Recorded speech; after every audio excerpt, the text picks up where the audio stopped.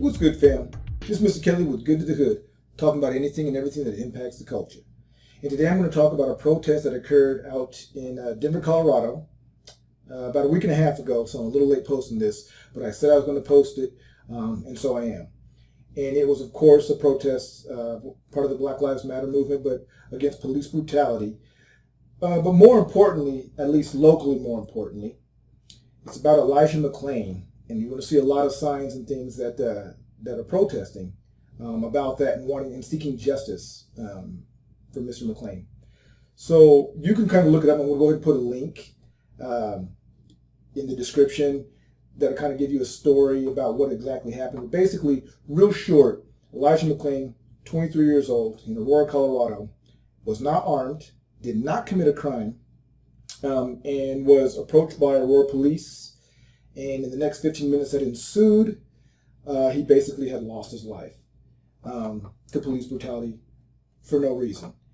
And so you're going to see in some of the footage that I put up, it's really seeking justice for him, as well as Breonna Taylor, as well as George Floyd, and all the others that have lost their lives tragically during this whole ordeal. This protest, the reason why I highlight this is I want to encourage all of you out there to hold similar protests in your own communities. This protest was really talked about by two gentlemen, and I'm leaving their names out because I don't want to put them on blast. I don't know what the future holds for them, and I want them to be able to make the decision if they're going to say who they are. But the two gentlemen were talking on a Wednesday, and one of the brothers says to the other brother, says, "Hey, if you're really with it, like let's do it." And so Thursday it went on social media, and Friday was still boosting on social media, and by Saturday, there we were protesting.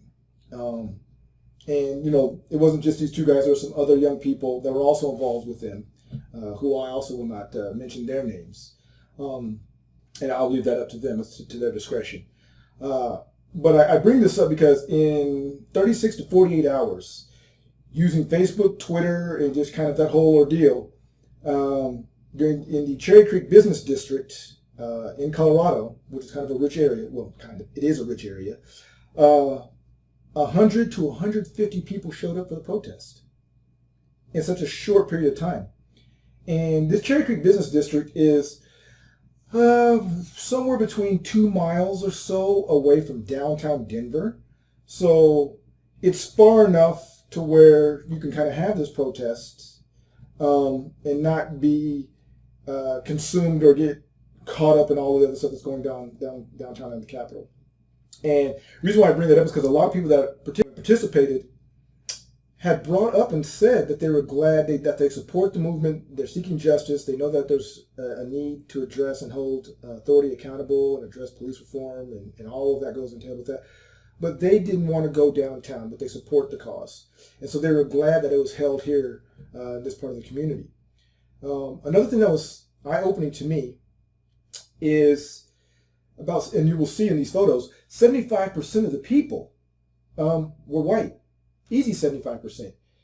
And that may not be shocking for some of you, but that was extreme. I just didn't expect it. I didn't expect it. The individuals that threw it and organized it, they were, they were black. But just to see that support from the community was eye-opening to me. And there were some individuals, out of that 75% that were white, there was a good dozen, maybe a dozen and a half out of the total, 125, 150 people, that were easily over 55.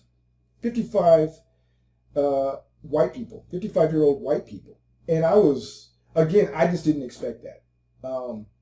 And some of their signs were better than the signs by people of my generation and people of color. So I was just personally shocked with that. I was moved by that, and I really appreciated that support. And so I wanted to share that to those individuals that see this as well. But I want to encourage you to do the same thing in your city, because look, within less than 2 days, 150 people showed up. That's amazing to me.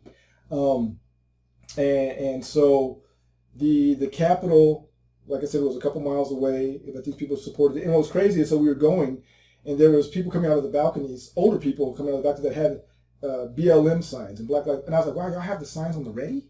Because this is an area that hasn't been protested at all. Like it's just not.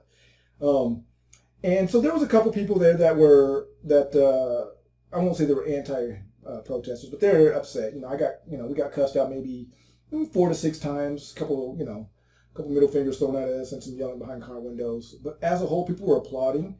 There was a restaurant that was along the route where a lady came out and she gave protesters, she was just handing out water, Fiji water. Came out with like a case of Fiji water, was just handing it out. That kind of support was awesome.